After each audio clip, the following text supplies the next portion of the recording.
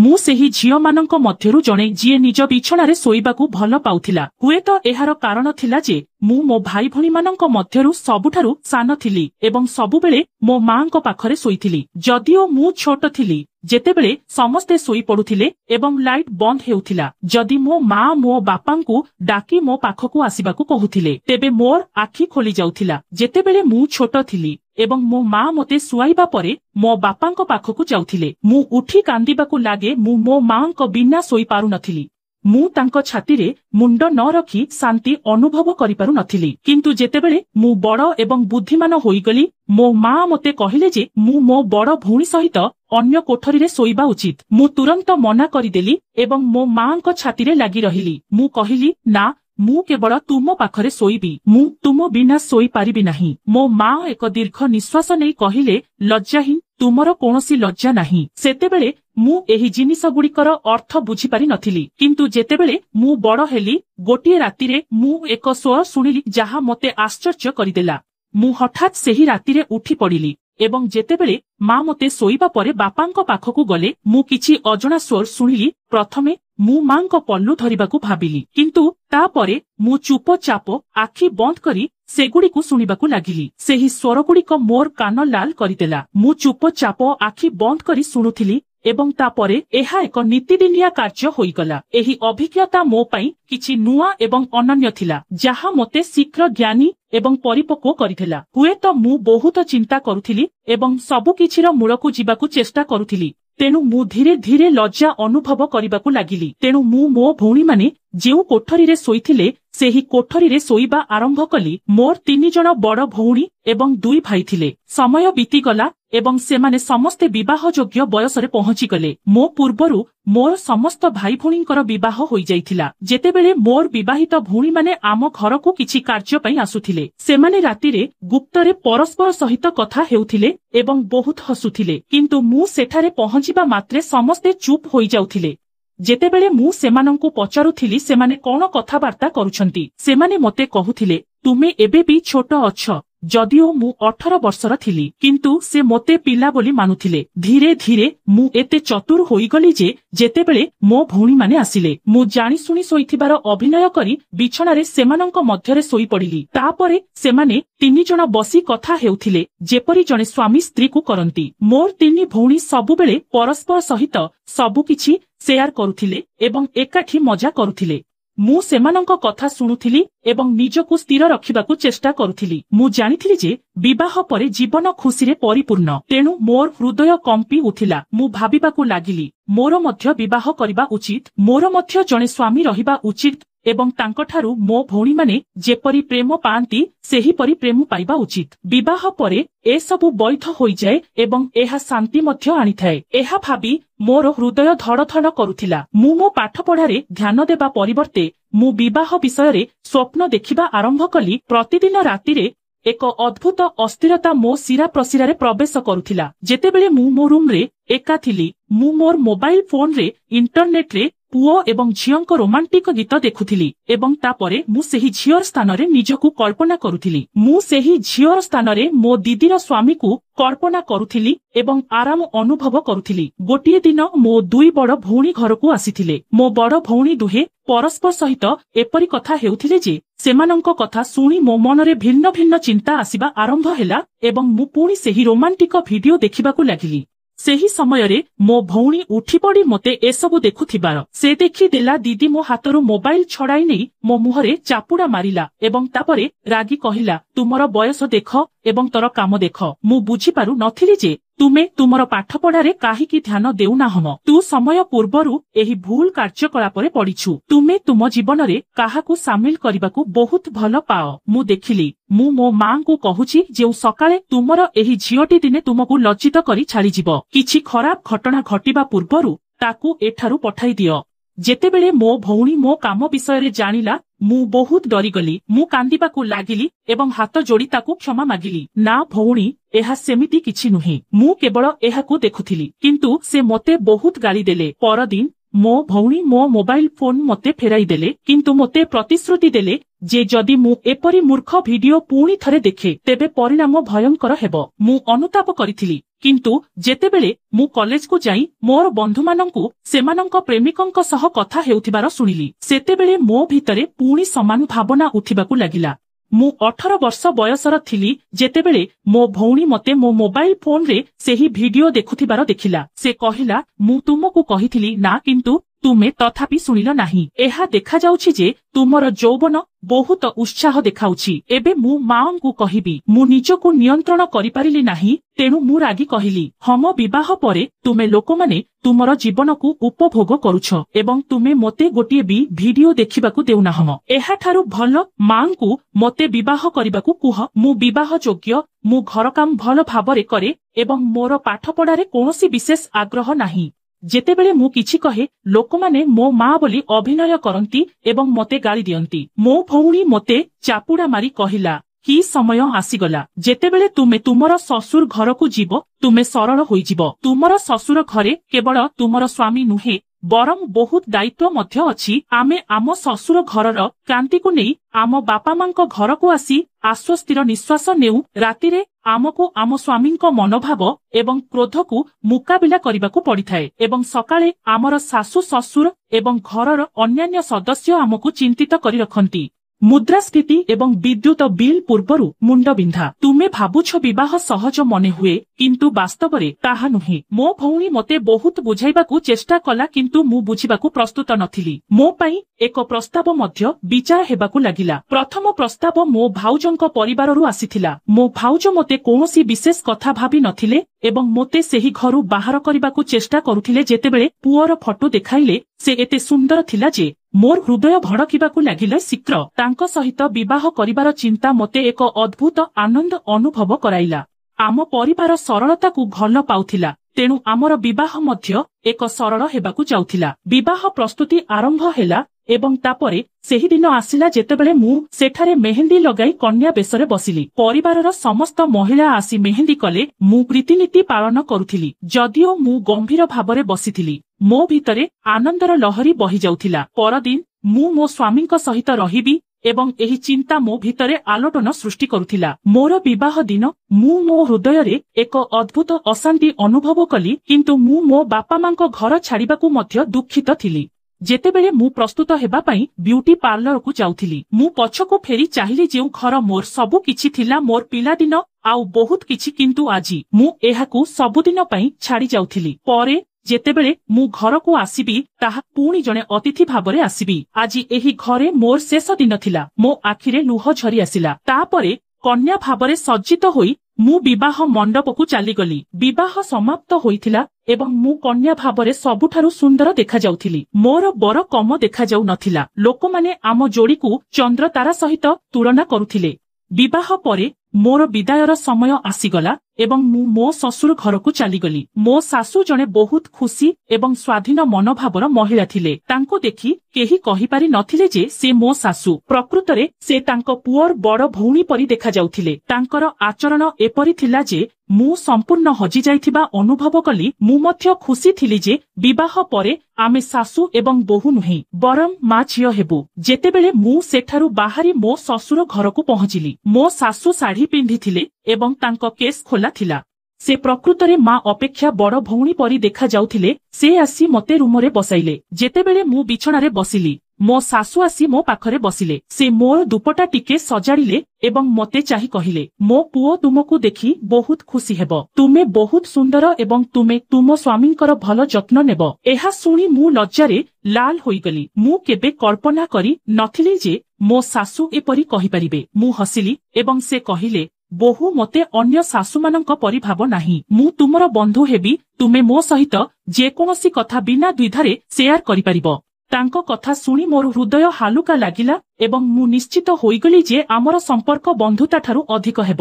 ଯଦି ତୁମେ ମୋତେ ବିବାହ ରାତି ବିଷୟରେ କିଛି ପଚାରିବାକୁ ଚାହୁଁଛ କିମ୍ବା କୌଣସି ଚିନ୍ତା ଅଛି, ଦୟାକରି ମୋତେ କୁହ। ଚିନ୍ତା କରିବାର କୌଣସି ଆବଶ୍ୟକତା ନାହିଁ। ମୁଁ ପୂର୍ବରୁ ଲଜ୍ଜାରେ ଲାଲ ହୋଇଯାଉଥିଲି। ମୁଁ ଭାବିଥିଲି ଯେ ମୋ ସ୍ୱାମୀ ବହୁତ ରୋମାଣ୍ଟିକ ହେବେ ଏବଂ ମୋର ସମସ୍ତ ଇଚ୍ଛା ପୂରଣ ହେବ। ସେମାନେ ତାହା କରିବେ, କିନ୍ତୁ ମୋ ଶାଶୁ ନିଆଁରେ ଘିଅ ଢାଳିଦେଲେ। ମୁଁ ତାଙ୍କୁ କହିଲି ଯେ ଏପରି କିଛି ନାହିଁ ଏବଂ ମୁଁ ତାଙ୍କୁ କିଛି ପଚାରିବାକୁ ଚାହୁଁନାହିଁ ତଥାପି ସେ ମୋ ପାଖରେ ବସି ଧୀରେ ଧୀରେ ମୋତେ ଏହି ଦିନ ପୁଅମାନଙ୍କୁ କିପରି ଖୁସି କରିବେ ତାହା କହିବାକୁ ଲାଗିଲେ। ମୁଁ ତାଙ୍କ କଥା ଧ୍ୟାନ ଦେଇ ଶୁଣୁଥିଲି। କିଛି ସମୟ ପରେ ଯେତେବେଳେ ଶାଶୁ ଘର ବାହାରକୁ ଗଲେ ମୁଁ ବାହାରୁ ଏକ ସ୍ୱର ଶୁଣିଲି। ଶାଶୁ ତାଙ୍କ ପୁଅକୁ କହୁଥିଲେ, ପୁଅ, ମୋ ବୋହୂକୁ ଅଧିକ କଷ୍ଟ ଦେବୁ ନାହିଁ। ଯଦି ସକାଳେ ମୋତେ କୌଣସି ଅଭିଯୋଗ ଆସେ ତେବେ ମୁଁ ମୋ ବୋହୂକୁ ଗୋଟିଏ ମାସ ପାଇଁ ମୋ ସହିତ ରହିବାକୁ ଡାକିବି। ମୋ ସ୍ୱାମୀ ଏହା ଶୁଣି ଚୁପ ରହିଲେ। ଯେତେବେଳେ ସେ କୋଠରୀ ଭିତରକୁ ପ୍ରବେଶ କଲେ ମୁଁ ତୁରନ୍ତ ମୁଣ୍ଡ ନୁଆଇଁ ବସିଗଲି। ମୋ ସ୍ୱାମୀ ମୋ ସାମ୍ନାରେ ବସିଲେ ଏବଂ ସେ ମୋ ଉଢ଼ଣା ଉଠାଇବା ମାତ୍ରେ ମୋ ସୌନ୍ଦର୍ଯ୍ୟର ପ୍ରଶଂସା କରିବାକୁ ଲାଗିଲେ। ମୁଁ ତାଙ୍କ ପ୍ରଶଂସାରେ ଲାଜି ହସିଲି। ତାପରେ ସେ ମୋ ହାତ ଧରି ମୋ ଆଙ୍ଗୁଠିରେ ସୁନା ମୁଦି ପିନ୍ଧାଇ ମୋ ହାତକୁ ଆଲିଙ୍ଗନ କରିବାକୁ ଲାଗିଲେ। ମୁଁ ବହୁତ ଖୁସି ହେଲି ଯେ ମୁଁ ଯେଉଁ ରାତି ପାଇଁ ଅପେକ୍ଷା କରିଥିଲି ତାହା ଶେଷରେ ଆସିଗଲା। ମୋ ଅପେକ୍ଷା ଏହି ଦିନ ପାଇଁ କୌଣସି ଝିଅ ଅପେକ୍ଷା କରିନଥିଲେ। ମୋ ସ୍ୱାମୀ ଏତେ ବିକଳିଆ ଥିଲେ ଯେ ମୁଁ ଭାବି ପାରୁନଥିଲି ସେ ସଙ୍ଗେ ସଙ୍ଗେ ମୋତେ ଶୁଆଇ ଦେଇ ମୋତେ ଜୋର ଜୋରରେ ଉପଭୋଗ କରି ଚାଲିଲେ। ମୁଁ ବି ପୁରା ଆନନ୍ଦର ସହିତ ତାଙ୍କୁ ସମର୍ଥନ କରୁଥିଲି ଆଉ ନିଜେ ଉପଭୋଗ କରୁଥିଲି। ଆମେ ଆମ ପ୍ରେମରେ ଲୀନ ଥିଲୁ। ହଠାତ୍ ତାଙ୍କ ଫୋନକୁ ଗୋଟେ କଲ୍ ଆସିଲା। କଲ୍ ଦେଖି ମୋ ସ୍ୱାମୀ ଗମ୍ଭୀର ହୋଇଗଲେ। ସେ ମୋତେ ଦୂରେଇ ଦେଇ ଫୋନ କାନରେ ଧରି ବାଲକୋନିକୁ ଯାଇ ବହୁତ ସମୟ ପର୍ଯ୍ୟନ୍ତ କଥା ହେଉଥିଲେ। ମୁଁ ବୁଝିପାରିଲି ନାହିଁ ଯେ ସେ କାହା ସହିତ କଥା ହେଉଛନ୍ତି। ମୋ ମନରେ ଅଜବ ଚିନ୍ତା ଆସିବା ଆରମ୍ଭ ହେଲା। ମୁଁ ଉଠି ତାଙ୍କ ପଛେ ପଛେ ଗଲି କିନ୍ତୁ ସେତେବେଳକୁ ସେ ଫୋନ କାଟି ଦେଇଥିଲେ। ମୋ ସ୍ୱାମୀ ବହୁତ ଚିନ୍ତିତ ଦେଖାଯାଉଥିଲେ। ମୁଁ ପଚାରିଲି, କଣ ହୋଇଛି? ସବୁ ଠିକ ଅଛି ତ? ସେ କହିଲେ, ବସ୍ ମୋତେ ଏଜେଣ୍ଟ ଭାବରେ ମୁମ୍ବାଇ ଯିବାକୁ କହିଛନ୍ତି। ସକାଳେ ଏକ ଗୁରୁତ୍ୱପୂର୍ଣ୍ଣ ବୈଠକ ଅଛି ଯାହା ପାଇଁ ମୋ ପାଖରେ ସମସ୍ତ ଡକ୍ୟୁମେଣ୍ଟ ଥିଲା। ମୁଁ ନିଜେ ଏହି ପ୍ରୋଜେକ୍ଟ ପ୍ରସ୍ତୁତ କରିଥିଲି। ତଥାପି ଏହି ବୈଠକ ଗୋଟିଏ ସପ୍ତାହ ପରେ ହେବାର ଥିଲା। ମୁଁ ଯିବା କଥା ଥିଲା କିନ୍ତୁ ମୁଁ ଯାହାଙ୍କ ସହିତ ସାକ୍ଷାତ କରୁଥିଲି ତାଙ୍କୁ ସେହି ରାତିରେ ମୁମ୍ବାଇ ଯିବାକୁ ପଡ଼ିଲା। ତେଣୁ ମୁଁ ସକାଳ ବୈଠକ ପାଇଁ ସମୟ ଅନୁସାରେ ପହଞ୍ଚି ପାରିବି ବୋଲି ମୋତେ ମୁମ୍ବାଇ ଯିବାକୁ ପଡ଼ିବ। ମୋର ସମସ୍ତ ସ୍ୱପ୍ନ ଭାଙ୍ଗି ଯାଇଥିଲା। ତାପରେ ସମସ୍ତେ ଉଠି ପଡ଼ିଲେ। ମୋ ଶାଶୁ ପୂର୍ବରୁ ପୋଷାକ ପିନ୍ଧିଥିଲେ ଏବଂ ମୋ ଶ୍ୱଶୁର ମଧ୍ୟ ଏକ ଭଲ ପୋଷାକ ପିନ୍ଧିଥିଲେ। ଏହା ଉଲ୍ଲେଖନୀୟ ଯେ ଏକ ବିବାହିତ ପୁଅର ପିତାମାତା ହେବା ସତ୍ତ୍ୱେ ସେମାନେ ଦୁହେଁ ଅତ୍ୟନ୍ତ ଯୁବକ ଦେଖାଯାଉଥିଲେ। ମୋ ଶାଶୁ ଯିଏ ସବୁବେଳେ ପ୍ରତିଦିନ ସକାଳେ ଏବଂ ସନ୍ଧ୍ୟାରେ ଗୋଲାପ ଖାଉଥିଲେ ସେ ଜଣେ ରାଣୀ ପରି ଦେଖାଯାଉଥିଲେ। ଯେତେବେଳେ ମୋ ସ୍ୱାମୀ ସେମାନଙ୍କୁ କହିଲେ ଯେ ତାଙ୍କୁ ତୁରନ୍ତ ଯିବାକୁ ପଡ଼ିବ ସେମାନେ ଦୁହେଁ ଚିନ୍ତିତ ହୋଇଗଲେ। ସେମାନେ କହିଲେ, ଯାଅ ନାହିଁ, ତୁମ ସ୍ତ୍ରୀ କଣ ଭାବିବ? ଆଜି ତୁମର ବିବାହର ପ୍ରଥମ ରାତି, ଏକ ବିଶେଷ ରାତି, ଯାଅ ନାହିଁ। କିନ୍ତୁ ମୋ ସ୍ୱାମୀ କହିଲେ, ମୁଁ ଚାକିରି ହରାଇବି, ଏହି ରାତିର କଣ ଅର୍ଥ? ଆମକୁ ସାରା ଜୀବନ ଏକାଠି ବିତାଇବାକୁ ପଡ଼ିବ। ମୋ ସ୍ୱାମୀ କୌଣସି ପ୍ରକାରେ ମୋତେ ବୁଝାଇ ଚାଲିଗଲେ ଏବଂ ମୁଁ ତାଙ୍କ ଆଡ଼କୁ ଚାହିଁ ରହିଲି। ମୁଁ ତାଙ୍କୁ ତାଙ୍କର ଜିନିଷପତ୍ର ପ୍ୟାକ କରିବାରେ ସାହାଯ୍ୟ କଲି ଏବଂ ସେ ବିମାନ ବନ୍ଦରକୁ ଚାଲିଗଲେ। ଯେତେବେଳେ ମୋ ଶ୍ୱଶୁର ତାଙ୍କୁ ବିଦାୟ ଦେବାକୁ ଚାଲିଗଲେ ମୋ ଶାଶୁ ଆସି ମୋ ପାଖରେ ବସି ବାରମ୍ବାର କ୍ଷମା ମାଗିଲେ। କିନ୍ତୁ ମୁଁ କହିଲି, କୌଣସି ଅସୁବିଧା ନାହିଁ। ଏହା ହୁଏ ଯେତେବେଳେ ମୋ ଶ୍ୱଶୁର ଫେରି ଆସିଲେ ସେମାନେ ଦୁହେଁ ତାଙ୍କ କୋଠରୀକୁ ଗଲେ ଏବଂ ମୁଁ ମୋର ପୋଷାକ ବଦଳାଇ ବିଛଣାରେ ଶୋଇଗଲି। ମୁଁ ଭିତରେ ବହୁତ ଅସ୍ଥିର ଥିଲି ଏବଂ ଏହି 2 ଦିନ କିପରି ବିତାଇବି ଭାବୁଥିଲି। ଆଚ୍ଛା, ଯେଉଁଠାରେ ମୁଁ ଏତେ ବର୍ଷ ବିତାଇଛି ଏଠି କଣ ମୁଁ 2 ଦିନ ବିତାଇ ପାରିବି ନାହିଁ? ସେହି ରାତିରେ ମୁଁ ଶୋଇବାକୁ ଗଲି। ସକାଳେ କିଛି ଅତିଥି ମୋ ବିବାହ ଉତ୍ସବ ପାଇଁ ଆସିଥିଲେ। ସମସ୍ତେ ପଚାରୁଥିଲେ, ତୁମର ସ୍ୱାମୀ କେଉଁଠି ଅଛନ୍ତି? ବର ବିନା କନ୍ୟା ଅଧୁରା। ଏପରି କଥା ଶୁଣି ମୁଁ ଲଜ୍ଜାରେ ଲାଲ ହୋଇଯାଉଥିଲି। ତାପରେ ମୋ ମାତୃଘରୁ ମୋ ଭଉଣୀ ଏବଂ ଭାଉଜ ଆସିଲେ। ମୋ ଭଉଣୀମାନେ ଦୁଷ୍ଟାମି କରି ପଚାରିଲେ, ଗତ ରାତି ବିଷୟରେ କିଛି କୁହ। ତୁମ ସ୍ୱାମୀ ତୁମ ସହିତ ରହିବା ପୂର୍ବରୁ ତୁମକୁ ଛାଡ଼ି ଚାଲିଗଲେ। ମୁଁ ଏକ ଦୀର୍ଘ ନିଶ୍ୱାସ ନେଇ ନିଜକୁ ଶାନ୍ତ କଲି। ମୋ ବଡ଼ ଭଉଣୀ ମୋ ପାଖକୁ ଆସି ତାଳି ମାରି ଜୋରରେ ହସିଲା। ସେ କହିଲା, ତୁମେ ଏତେ ଅଧୈର୍ଯ୍ୟ ଥିଲ, ଦେଖ ତୁମର କଣ ହୋଇଛି। ମୁଁ ନିଜକୁ ନିୟନ୍ତ୍ରଣ କରିପାରିଲି ନାହିଁ, ନଚେତ୍ ମୁଁ ଏବେ ମୋର ଜୀବନ ହାରି ଦେଇଥାନ୍ତି। ମୋ ସ୍ୱାମୀ 2 ଦିନ ମଧ୍ୟରେ ଫେରି ଆସିବାର ଥିଲା। ମୁଁ ଅନୁଭବ କଲି ଯେ ଏହି 2 ଦିନ ଆଖି ପିଛୁଳାକେ ଚାଲିଯିବ। ମୁଁ ମୋ ନିଶ୍ୱାସ ସହିତ ଏତେ ସମନ୍ୱିତ ହୋଇଗଲି। ତାଙ୍କ ମୁହଁରେ ଏତେ ଚମକ ଥିଲା ଯେ ଅନେକ କୁମାରୀ ଝିଅ ମଧ୍ୟ ଏପରି ଚମକ ପାଇଁ ଆଗ୍ରହୀ ଥିଲେ। କିନ୍ତୁ ମୋ ସ୍ୱାମୀ ମୋଠାରୁ ଦୂରେଇ ଯାଉଥିଲେ। ସେ କହିଥିଲେ ଯେ ସେ 2 ସପ୍ତାହ ମଧ୍ୟରେ ଫେରି ଆସିବେ। ଯଦିଓ ମୁଁ ମୋ ଶ୍ୱଶୁର ଘର ଲୋକଙ୍କ ଭଲ ସେବା କରୁଥିଲି, ସେହି ଦିନ ଯେତେବେଳେ ମୋ ଶାଶୁ ଆମ ପାଇଁ ଚା ତିଆରି କରି ବସାଇ ଘରକୁ ଆଣିଲେ ମୁଁ ତାଙ୍କ ପାଖରେ ବସିଲି। ମୁଁ ତାଙ୍କ ମୁହଁକୁ ଚାହିଁ କହିଲି, ମା, ତୁମେ କଣ ଖାଉଛ? ତୁମକୁ ଦେଖି ମୁଁ ଭାବୁନାହିଁ ଯେ ତୁମେ ଏକ ବିବାହିତ ପୁଅର ମା। ଆଜିକାଲି ଅବିବାହିତ ଝିଅମାନଙ୍କର ମଧ୍ୟ ସେତେ ଚମକ ନାହିଁ। ମୋ କଥା ଶୁଣି ମୋ ଶାଶୁ ହସି କହିଲେ, ତୁମେ ମୂର୍ଖ ଝିଅ। ତୁମର ଶ୍ୱଶୁର ମୋତେ ବହୁତ ଭଲ ପାଆନ୍ତି। ଏହି ବୟସରେ ମଧ୍ୟ ସେ ମୋର ପ୍ରତ୍ୟେକ ଇଚ୍ଛା ପୂରଣ କରନ୍ତି। ଯେତେବେଳେ ଅନ୍ୟ ମହିଳାମାନେ ଏହି ଜିନିଷଗୁଡ଼ିକ ଲୋଭ କରନ୍ତି, ମୋ ପାଖରେ ସବୁ କିଛି ଅଛି। ତେବେ ମୁଁ କାହିଁକି ଏକ ଯୁବତୀ ପରି ଚମକ ଦେଖାଇବା ଜାରି ରଖିବି ନାହିଁ? ମୋ ଶାଶୁଙ୍କ କଥା ଶୁଣି ମୁଁ ଲଜ୍ଜାରେ ଲାଲ ହୋଇଗଲି। ସେହି ରାତିରେ ମୁଁ ବିଷାଦ ଅନୁଭବ କଲି ଏବଂ ଶୋଇବାକୁ ଚେଷ୍ଟା କଲି, କିନ୍ତୁ ମଧ୍ୟରାତ୍ରି ସୁଦ୍ଧା ମୋର ଅସ୍ଥିରତା ଏତେ ବଢିଗଲା ଯେ ମୁଁ ଝାଳରେ ବୁଡିଗଲି ଏବଂ ମୋର ଗଳା ଶୁଖିଗଲା। ମୁଁ ଦେଖିଲି ଯେ ପାଣି ଗ୍ଲାସ ଖାଲି ଅଛି। ତେଣୁ ମୁଁ ରୋଷେଇ ଘରକୁ ଗଲି, କିନ୍ତୁ ତାପରେ ମୁଁ ମୋ ଶାଶୁ ଶ୍ୱଶୁରଙ୍କ ରୁମରୁ ଅଦ୍ଭୁତ ଶବ୍ଦ ଶୁଣିବାକୁ ପାଇଲି। ଏହି ଶବ୍ଦଗୁଡ଼ିକ ଶୁଣି ମୁଁ ଦେଖିବା ପାଇଁ ନିଷ୍ପତ୍ତି ନେଲି ଯେ ସେମାନେ କଣ କଥା ହେଉଛନ୍ତି। ମୁଁ ସେମାନଙ୍କ ଘର ପାଖକୁ ଗଲି। କିଛି ନ ଭାବି ମୁଁ ଦ୍ୱାର ପାଖରେ ମୋର କାନ ରଖି ଶୁଣିବାକୁ ଲାଗିଲି। ମୁଁ ଯେଉଁ ଶବ୍ଦ ଶୁଣିଲି ତାହା ମୋତେ ଲଜ୍ଜାରେ ଲାଲ କରିଦେଲା। ସେମାନେ ବୟସ୍କ ଥିଲେ, କିନ୍ତୁ ସେମାନେ ଏବେ ବି ପ୍ରେମ ବିଷୟରେ କଥା ହେଉଥିଲେ। ମୋ ଶାଶୁ କହୁଥିଲେ, ମୋ ବୟସ ବିଚାର କର, ମୋର ଘରେ ଏକ ଛୋଟ ବୋହୂ ଅଛି। କିନ୍ତୁ ମୋ ଶ୍ୱଶୁର ଯେଉଁ ଉତ୍ତର ଦେଇଥିଲେ ତାହା ମୋତେ ଏପରି ଲାଗିଲା ଯେପରି ମୋ ପାଦ ତଳୁ ମାଟି ଖସିଗଲା। ମୁଁ ପାଣି ପିଇ ମୋ ରୁମକୁ ଫେରିଗଲି। ମୁଁ ବହୁତ ସମୟ ପର୍ଯ୍ୟନ୍ତ ଭାବୁଥିଲି ଯେ ମୁଁ ଯାହା ଶୁଣିଲି ତାହା ସତ୍ୟ ନା କେବଳ ମୋର ଭୁଲ ଧାରଣା। ମୋ ଶ୍ୱଶୁର ତାଙ୍କ ସ୍ତ୍ରୀଙ୍କୁ କହୁଥିଲେ, ସେ କ୍ଷୀର ପିଉଥିବା ପିଲା ନୁହେଁ, ସେ ଆମ ପୁଅକୁ ପ୍ରେମ କରିବାକୁ ଏଠାକୁ ଆସିଛି। ଏହା ଭିନ୍ନ କଥା ଯେ ବିଚରା ସ୍ତ୍ରୀ ତାକୁ ଅପେକ୍ଷା କରି ଥଣ୍ଡା ହୋଇଯାଉଥିବ। ଏହା ଶୁଣି ମୁଁ ଆଶ୍ଚର୍ଯ୍ୟ ହୋଇଗଲି। ମୁଁ କେବେ କଳ୍ପନା କରିପାରି ନଥିଲି ଯେ ଜଣେ ଶ୍ୱଶୁର ତାଙ୍କ ବୋହୂଙ୍କ ବିଷୟରେ ଏପରି କଥା କହିପାରିବେ। ଯେତେବେଳେ ମୋ ଶାଶୁ ଏବଂ ଶ୍ୱଶୁର ଘରୁ ବାହାରକୁ ଆସିଲେ, ମୁଁ ସେମାନଙ୍କୁ ଦେଖିବାକୁ ସାହସ ସଂଗ୍ରହ କରିପାରିଲି ନାହିଁ। ମୁଁ ମୋ ଶ୍ୱଶୁରଙ୍କ ପ୍ରତି ଏକ ଅଦ୍ଭୁତ ଭୟ ଅନୁଭବ କଲି, କାରଣ ମୁଁ ଏବେ ତାଙ୍କ ଦୃଷ୍ଟିର ଅର୍ଥ ବୁଝିପାରିଥିଲି। ସେ ଅଦ୍ଭୁତ ଆଖିରେ ମୋ ଆଡ଼କୁ ମୁଣ୍ଡରୁ ଗୋଡ଼ ପର୍ଯ୍ୟନ୍ତ ଚାହିଁ ରହିଥିଲେ। ଯେତେବେଳେ ମୁଁ ମୋ ସ୍ୱାମୀଙ୍କ ସହ କଥା ହେବାକୁ ଚେଷ୍ଟା କଲି, ସେ କହିଲେ, ମୁଁ ବ୍ୟସ୍ତ, ମୋର ବହୁତ କାମ ଅଛି, ଫେରିବାକୁ କିଛି ସମୟ ଲାଗିବ। ଗୋଟିଏ ଦିନ ମୋ ଶାଶୁଙ୍କ ରକ୍ତଚାପ ବଢିଗଲା।